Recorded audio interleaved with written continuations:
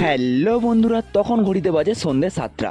আর আমি তখন দোকান থেকে বাড়ি এসে একটু ফ্রেশ হয়ে বেরিয়ে পড়েছিলাম বাজারের দিকে, কারণ আমি একটু পরেই জিমে যাব।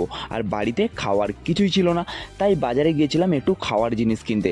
খাবার বলতে সেরকম কিছুই না, পাউরুটি, কলা আর ভাইয়ের জন্য দুটো ম্যাগি।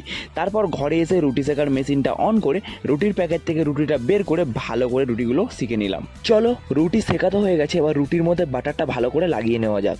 তো আমার খাবার এখন রেডি হয়ে গেছে, এটাই এখন খাবো জিমে যাওয়ার আগে। 4টে রুটি আর 2টো কলা। তাড়াহুড়ো করে খেতে গিয়ে এখানে গলায় আটকে গেছিলো, সেই জন্য একটু জল খেয়ে নিলাম। তো বেশি দেরি না করে ফটাফট খাবারটা খেয়ে নিয়ে বাজারের ভিতর দিয়ে বেরিয়ে পড়লাম জিমে যাওয়ার জন্য। তখন ঘড়ির কাঁটা দেখতেই পাচ্ছ, সন্ধ্যে 7টা 25, আর আমি ফাইনালি জিমে পৌঁছে গেছি। চলো এবার একটু জিম করা যাক। A few hours later. টানা 2 ঘন্টা জিম করার পর তখন বাজে 9:30, আর আমার জিম করা আজকের মতো সমাপ্ত।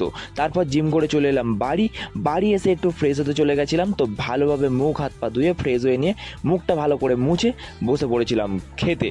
আজ রাতে ডিনারে ছিল রুটি আর আলুর তরকারি। তো চলো এবার খেয়ে নেওয়া যাক, আর তোমাদের সাথে দেখা হচ্ছে আবার পরের ভিডিওতে।